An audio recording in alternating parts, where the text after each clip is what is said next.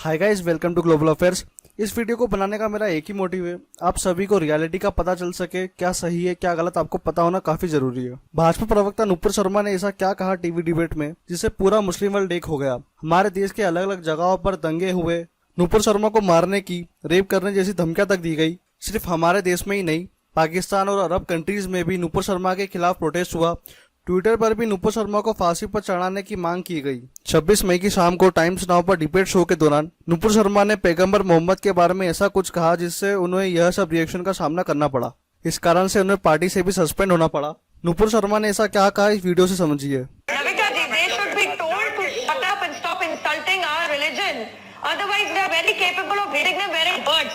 For example, they may want to call it a fawara as much as they want. Reality is, even the Supreme Court ordered protection of the immediate area. आजकल तो अभी देखा नहीं, सड़कों पे, अरे आप छोड़ो, तुम्हारे उड़ते हुए घोड़े, and earth is flat, जो कुरान में आके लिखा है बकायदा, उसका मजाक बनाना शुरू कर दूं। 6 साल की बच्ची से प्यार करके 9 साल में you having sex with her, इससे प्रॉफिट मोहब्बत है, बोलना शुरू कर दूं मैं। Earth is flat according to Quran 88:20। Times Now की डिबेट में नुपुर शर्मा ने ज्ञानवापी शिवलिंग पर बन रहे मजाक को आधार बनाते हुए पूछा, क्या जैसे उनकी आस्था का मजाक बन रहा है वैसे क्या वो भी दूसरे धर्मों की आस्था पर बात कर सकती हैं?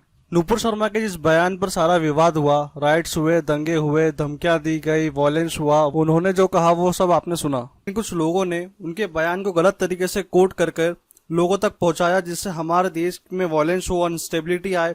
हमारे देश के लोग इतने बेवकूफ हैं जिनको ये तक नहीं दिखता कि बाहर से फंडिंग आती है हमारे देश में इंस्टेबिलिटी फैलाने के लिए, हमारे देश का माहौल खराब करने के लिए। कुछ लोग अपने फायदे के लिए भूल जाते हैं कि इससे हमारे देश की इमेज ग्लोबली कितनी खराब हो सकती है।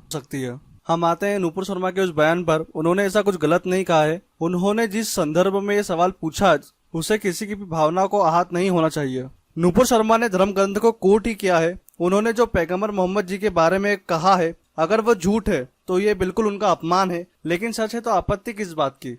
हदीस इस बात की तस्दीक करते हैं। हाँ, पैगंबर मोहम्मद ने 6 साल की आयशा से शादी की थी। इसे लेकर कोई भी मुस्लिम धर्मगुरु गलत नहीं कह रहा है जो इस बात को जानते हैं। लोगों की भावनाओं को आहत करने के लिए मोहम्मद जुबैर ने नुपुर शर्मा पर पैगंबर मोहम्मद के बारे में गलत टिप्पणी करने का ऑनलाइन कैंपेन चलाया। इस्लामिक कट्टरपंथी नुपुर शर्मा को मारने की धमकियां देने लगे। चाहे ओवैसी हो, राणा अय्यूब हो, सब एक साथ टूट पड़े उनके ऊपर। और सिर्फ यही नहीं, AIMIM के पार्टी अध्यक्ष अब्बासी ने नुपुर शर्मा की हत्या करने वाले को 1 करोड़ का इनाम देने का ऐलान किया। बाद में इनको हैदराबाद की पुलिस द्वारा हिरासत में ले लिया गया है। नुपुर शर्मा का यह बयान उस गुस्से की वजह से आया जब टाइम्स नाउ की टीवी डिबेट में उनसे पहले मौलाना ने हिंदुओं की आस्था का मजाक बनाते हुए शिवलिंग की तुलना पार्लियामेंट में रखे पत्थरों से करने लगे। नुपुर शर्मा के बयान के खिलाफ पूरा अरब वर्ल्ड एक हो गया। राइट्स हुए, वॉयलेंस हुआ, दंगे हुए, उनके खिलाफ FIR हुई, उन्हें पार्टी से सस्पेंड तक कर दिया गया। लेकिन जो लोग हिंदू धर्म को गालियां देते हैं, उनका मजाक बनाते हैं, तब सब चुप हो जाते हैं। तब उन्हें राइट टू फ्रीडम याद आता है, सेक्युलरिज्म याद आ जाता है। अभिव्यक्ति की आजादी के नाम पर शिवलिंग पर ऐसा भद्दा मजाक बनाने वाले को हमारे देश का बौद्धिक वर्ग एक्सेप्ट करता है। हद होती है यार हिपोक्रेसी की भी। नुपुर शर्मा के मामले पर यही वर्ग बेशरम चुप्पी बनाकर बैठा हुआ है। हमारे देश की सो कॉल्ड मीडिया भी कम नहीं है, दिन भर हिंदू मुस्लिम के नाम पर लड़ती रहती है। इस वीडियो को देख के आप समझ ही जाएंगे क्यों हमारे देश की मीडिया रैंकिंग इतनी नीचे है। पुराना घमासान, फिर वही हिंदू मुसलमान। संबित पात्रा से भिड़ गए वारिस पठान। कानपुर हिंसा मामले में सुशांत ने मौलाना को धो दिया।